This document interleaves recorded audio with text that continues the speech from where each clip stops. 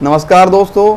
तो आज मैं एक बार फिर एक शानदार वीडियो लेकर आ चुका हूं आपके सामने, जिसमें आज हम कुछ क्वेश्चंस के बारे में समझेंगे कि उनके पीछे कॉन्सेप्ट क्या है वो जानेंगे। जैसे हमारे माइंड में क्वेश्चंस आते हैं कि अगर हम कभी भी गेंद को ऊपर की तरफ फेंकते हैं तो वो कुछ टाइम बाद नीचे आती है, या फिर पानी हमेशा नीचे ही क्यों गिरता है, या फिर प्लैनेट्स जो सन के चक्कर लगा रहे हैं उनके पीछे कॉन्सेप्ट क्या है, उनके पीछे क्या फोर्स लग रहा है जो कि ऑर्बिट में उनको बनाए रखता है, या फिर मून अर्थ के चक्कर लगा रहा है उसके पीछे फोर्स क्या है। अब इन सब क्वेश्चंस के बारे में डिस्कस करने से पहले जान लेते हैं कि जो कॉन्सेप्ट आया है इसके पीछे का, उसकी खोज की थी आइजैक न्यूटन ने। आइजैक न्यूटन ने 1666 में एक कॉन्सेप्ट दिया था जिसका नाम है ग्रेविटेशन। ये एक तरह का फोर्स होता है जो कोई भी दो ऑब्जेक्ट्स के बीच में लगता है।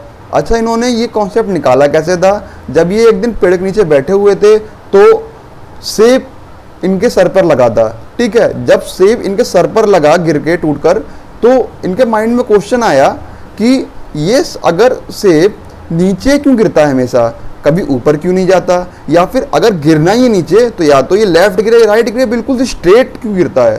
तो इनकी 45 साल की मेहनत के बाद इन्होंने ये इतना कॉन्सेप्ट बढ़िया दिया था, इसके बारे में जानेंगे। तो बेसिकली जब कोई भी दो ऑब्जेक्ट आपस में कुछ डिस्टेंस पर रखी होती हैं तो वो एक दूसरे को एक फोर्स से अट्रैक्ट करती हैं, मतलब कि आकर्षित करती हैं, जो कि फोर्स होता है आपका, जिससे हम कहते हैं ग्रेविटेशनल फोर्स यानी ग्रेविटी।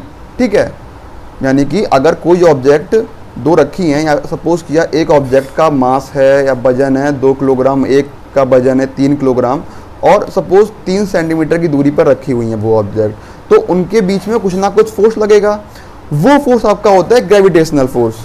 अब जितना ज़्यादा उन सबका मास होगा उतना ही क्या होगा, उतना ही उनका फोर्स बढ़ेगा। अब डिस्टेंस जितनी हम दूर करेंगे उनको, जितना ही दूर करेंगे उतना उनके बीच में फोर्स कम लगेगा। ठीक है, सो ये आपका होता है ग्रेविटी। नाउ जो आपका फोर्स लगता है बिल्कुल आपका स्ट्रेट लाइन में लगता है। ऐसा नहीं है कि आपकी फोर्स, आपकी वो मास, आपकी ऑब्जेक्ट्स यहाँ पर रखी हैं ये, और ये रखी हैं ऑब्जेक्ट ए एंड बी, और आपका जो फोर्स लग रहा है सपोज कि फोर्स किसी और पॉइंट पे लग रहा है, नहीं, ऐसा नहीं होता। वो उसी डायरेक्शन में उसी लाइन पर लगता है। ठीक है, नाउ सो बेसिकली फॉर्मूला क्या होता है आपका, F = G m1 m2 upon r square. ये फॉर्मूला आता कहाँ से है? सपोज दो हमारे मास के ऑब्जेक्ट्स रखे हैं, सपोज m1 मास का एक ऑब्जेक्ट है और एक m2 मास का ऑब्जेक्ट है। सो दोनों के बीच में कोई ना कोई फोर्स लगेगा, क्योंकि उसके बीच में कोई ना कोई डिस्टेंस की r डिस्टेंस है बीच में। एक m1 ऑब्जेक्ट है, एक m2 ऑब्जेक्ट है, उन दोनों के बीच में डिस्टेंस है r, तो उन दोनों के बीच में कोई ना कोई फोर्स वर्क कर रहा होगा। जितने फोर्स से m2 को m1 अपनी तरफ खींच रहा है, उतने ही फोर्स से m2 भी m1 को अपनी तरफ खींच रहा है। मतलब क्या है इसका? अगर कोई 2 किलोग्राम की ऑब्जेक्ट है तो, और 3 किलोग्राम की ऑब्जेक्ट यहाँ पर रखी है जो अपना प्रीवियस एग्जांपल था, और डिस्टेंस कुछ डिस्टेंस है उनके बीच में, अगर 2 किलोग्राम की ऑब्जेक्ट जितने ही फोर्स से उस 3 किलोग्राम की ऑब्जेक्ट को अपनी तरफ खींचेगी, उतने ही फोर्स से 3 किलोग्राम वाला भी 2 किलोग्राम वाली ऑब्जेक्ट को अपनी तरफ खींचेगा, यानी कि दोनों ही फोर्स इक्वल होंगे, तो यानी कि वो हिल नहीं सकते। ठीक है, नाउ अब समझते हैं why does the moon not fall straight down on to the earth. अब जैसे कि अभी हमने समझा था कि जो सेब था उसमें ग्रेविटी लग रही थी, ठीक है, तो वो नीचे की तरफ गिर रहा था। अब ग्रेविटी तो भाई साहब मून में भी तो लग रही है ग्रेविटी, क्योंकि अर्थ है और एक मून है, मून भी तो ऊपर की तरफ है, तो मून भी तो नीचे गिरना चाहिए। अब वो नीचे क्यों नहीं गिरता है उसके भी समझते हैं। यानी कि इस क्वेश्चन का मतलब क्या है, मून अगर अर्थ से ग्रेविटी से बंधा हुआ है तो वो नीचे क्यों नहीं गिरता है? भाई ग्रेविटी लगे तो नीचे गिरना चाहिए। तो मून कभी भी नीचे नहीं गिरता, उसके पीछे 2 रीज़न है, क्योंकि उनके बीच में ग्रेविटी वर्क कर रही है। सेकंड रीज़न क्या है कि वो जो मून है आपका मोशन कर रहा है, स्ट्रेट मोशन नहीं कर रहा है, मतलब कि मोशन आपका वो स्ट्रेट लाइन वाला नहीं है, मतलब कि वो क्या कर रहा है, सर्कुलर ऑर्बिट में घूम रहा है। इसका सबसे बेस्ट एग्जाम्पल है, अगर आप कभी भी अपने हाथ में एक बाल्टी लो और बाल्टी में कुछ पानी भरा हो और आप उसको घुमा रहे हो, ठीक है, घुमा रहे हो आप उसको, तो बाल्टी में पानी है लेकिन वो पानी गिरेगा नहीं। ठीक है, क्योंकि क्या कर रहे हो आप, सर्कुलर मोशन कर रहे हो, उसकी वजह से क्या होगा, आपका वो पानी भी नहीं गिरेगा। तो यही मेन कॉन्सेप्ट है आपका मून का और अर्थ का। मून चक्कर लगा रहा है, लगातार चक्कर लगा रहा है, वो रुक नहीं रहा। इसके पीछे एक आपका वर्क करता है टेंजेंशियल वेलोसिटी, मतलब कि उसकी हर पॉइंट पे डायरेक्शन क्या हो रही है, चेंज हो रही है, ठीक है। एट एनी इंस्टेंट पॉइंट में क्या हो रही है, वो इंस्टेंट टाइम में उसकी डायरेक्शन चेंज हो रही है, मोशन हो रहा है लगातार, डायरेक्शन उसकी चेंज। सपोज किया आपका अर्थ यहाँ पर है और मून यहाँ पर है, ठीक है। और अगर मून आपका अगर मोशन कर रहा है इस डायरेक्शन में, तो at that point instant of time में उसकी डायरेक्शन क्या है, इस साइड डायरेक्शन है। जब आपका हल्का सा आगे पहुंचा, अब डायरेक्शन क्या हो गई, ये हो गई डायरेक्शन। अब हल्का सा आगे पहुंचा, डायरेक्शन ये हो गई, मतलब कि डायरेक्शन से क्या हो रही है, चेंज, डायरेक्शन उसकी चेंज हो रही है हर पॉइंट पर, ठीक है। ये आपका कॉन्सेप्ट होता है। नाउ अब जो आपने भी एक फॉर्मूला देखा था आपने, F = G m1m2/r², तो उसमें जो G था, कैपिटल G, वो बेसिकली आपका एक कांस्टेंट है, ठीक है, आपका कांस्टेंट है। उस कॉन्सेप्ट को दिया था हेनरी कैवेंडिश ने। उन्होंने एक एक्सपेरिमेंट किया था जिसको कहते हैं टॉर्सियन बैलेंस एक्सपेरिमेंट, जिसमें उन्होंने दोनों मासेस को रखा था और इसके बीच में आपका एक रॉड लगाई थी, रॉड में लगाया था एक मिरर, जिसकी जो वैल्यूज आ रही थी, वैल्यूज को उन्होंने फाइंड आउट किया था। अब ये खोज की थी उन्होंने 1798, मतलब वैल्यूज जो आपकी मिरर से आ रही थी वैल्यू, सपोज किया उन्होंने एक रॉड रखी है, ठीक है, उसमें मिरर लगा रखा है। अब जो मास में जो दोनों में फोर्स लग रहा है, उसकी एक वैल्यू उन्होंने मिरर में कैप्चर कर रहे थे, मिरर में, ठीक है, कितना वो डिस्टेंस और डिस्प्लेसमेंट कर रहा है, ठीक है। तो उसके पीछे एक कॉन्सेप्ट था आपका, जिसको उन्होंने दिया 1798 में दिया था। तो ये वैल्यू आई थी। वैल्यू क्या होती है जी की, 6.67 × 10⁻⁻11। इसका आपका होता है unit newton metre square upon kilogram square. हाँ बताइए। लेकिन फिर सर हम लोग तो 9.8 लिखते हैं, मैंने तो 9.8 यूज किया हर जगह, फिर 6.67 क्या है? Good question.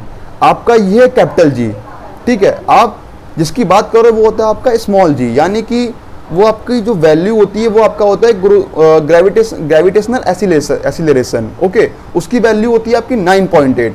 मतलब कि क्या होता है, जो अर्थ होती है, अर्थ उस ग्रेविटी से अपनी तरफ खींचता है, उसका एसिलेरेशन होता है। सपोज किया कार जा रही है, सपोज करते हैं कार जा रही है, तो अगर कार की स्पीड अगर हम 20 पर रख रहे हैं, उसका मतलब क्या, वो 20 मीटर पर सेकंड की स्पीड से जा रही है। अगर उसको हम बढ़ा रहे हैं, मतलब कि हम 5 मीटर पर सेकंड स्क्वायर की स्पीड से उसको बढ़ा रहे हैं, एट दैट इंस्टेंट पॉइंट पहले 20 है, देन नेक्स्ट सेकंड क्या होगी 25, नेक्स्ट सेकंड क्या होगी 30, मतलब इतनी स्पीड से बढ़ रहा है। अब इससे कॉन्सेप्ट क्या है जी का, 9.8, मतलब कि जो चीज नीचे गिर रही है उस पर 9.8 मीटर पर सेकंड स्क्वायर की रफ्तार से वो नीचे गिर रही है। ये कॉन्सेप्ट है। मतलब कि अगर हम उस ऊपर से कोई चीज छोड़ते हैं, पहले उस टाइम पे उसकी स्पीड बहुत धीरे होगी, लेकिन जैसे नीचे आएगी वो, उसकी स्पीड बढ़ती रहेगी, बढ़ती रहेगी, बढ़ती रहेगी, बढ़ती रहेगी, और एट दैट इंस्टेंट पॉइंट उसकी वो नीचे गिर जाएगा। तो ये आपका होता है कॉन्सेप्ट आपका बेसिकली जी का, जो आपकी वैल्यू होती है 9.8 स्मॉल जी की, okay. Now change of gravitational force with distance, जैसा कि हमने समझा है कि जो ग्रेविटेशनल फोर्स होता है वो डिस्टेंस के साथ साथ क्या होता है, चेंज होता है, क्योंकि जैसे डिस्टेंस बढ़ेगी ऐसे ग्रेविटेशनल फोर्स भी आपका कम होगा। So law of universal gravitational is known as an inverse square law. इसको हम इनवर्स स्क्वायर लॉ भी कहते हैं, क्योंकि जैसे जैसे ही हमारा जो डिस्टेंस है वो दूर जा रही है, तो देखो इधर से भी दूर जा रही है, इधर से भी दूर जा रही है, तो आपका इनवर्स का स्क्वायर होता है, ठीक है। इसीलिए हम इसको इनवर्स स्क्वायर लॉ भी कहते हैं। अब कुछ क्वेश्चंस हैं, उसको पहले आप समझ लो, फिर आप कल सॉल्व करके लाइएगा और कमेंट में आंसर दीजिएगा। 2 spheres of mass 35 kilogram are 60 metre apart. अगर कोई 35 किलोग्राम्स के 2 स्फेयर आपके रखे हैं और उनके बीच की डिस्टेंस 60 मीटर है, तो उनके बीच में क्या आपका फोर्स लगेगा, ठीक है। So what force does one exert on the other, मतलब कि अगर बात करें हम किसी मास, एक कोई भी आपका ऑब्जेक्ट है जिसकी मास है 35 किलोग्राम, तो उसकी वजह से दूसरे पर कितना फोर्स लग रहा है, ठीक है। If the mass of one is triple and the radius is quadrupled, how does the force change. अगर, हाँ बताइए, पहले वाले में सर फॉर्मूला कौन सा लगेगा? पहले वाले में आपको जो पहले बताया हमने फॉर्मूला, F = G m1m2/r², आपका बस जी कौन सा यूज करेंगे, 9.8 की 6.67? जी कैपिटल वाला, वो आपका जी कैपिटल वाला यूज होगा, क्योंकि 6.67 10⁻11 आपकी वैल्यू होगी। क्योंकि यहाँ पर हम यूज़ क्यों करेंगे, क्योंकि यहाँ पर कहीं भी आपका ये बात नहीं करी गई कि आप अर्थ की ग्रेविटी को आप नीचे से यूज़ कर रहे हो, आप ही कहीं भी आपका एक्सीलरेशन नहीं आया है, ठीक है। मास की बात करी गई है, मास और डिस्टेंस की, ओके, तो दोनों मास की बात करी गई है। तो यहाँ पे आपका आएगा ग्रेविटेशनल कांस्टेंट, जिसकी वैल्यू होती है कैपिटल जी, ठीक है। अब अगर एक मास को किसी दूसरे का तीन गुना कर देते हैं और रेडियस को कर देते हैं 4 गुना, तो फोर्स कितना होगा वो निकालेंगे आप। नेक्स्ट क्वेश्चन है, to spheres of equal mass have a force of gravity of 7 × 10⁻⁹ exerted on each other if the distance between them is 7 metre, find the mass. अब ये बोल दिया गया, पहले हमसे फोर्स निकालने को बोला गया था, अब हमें क्या दे दिया गया, अब हमें फोर्स दे दिया गया, मतलब कि दो स्फीयर्स रखे हैं इक्वल मास के और उन दोनों में फोर्स 7 × 10⁻⁹ लग रहा है, न्यूटन फोर्स लग रहा है और उनके बीच की डिस्टेंस 7 मीटर है। तो उन दोनों मास की वैल्यूज़ क्या होंगी वो आपको फाइंड आउट करनी है। बहुत ईजी क्वेश्चंस हैं, आप आराम से सोच समझकर लगाकर आंसर दीजिएगा, कमेंट में आंसर देखिएगा, मैं ज़रूर चेक करूँगा आकर। ओके, धन्यवाद।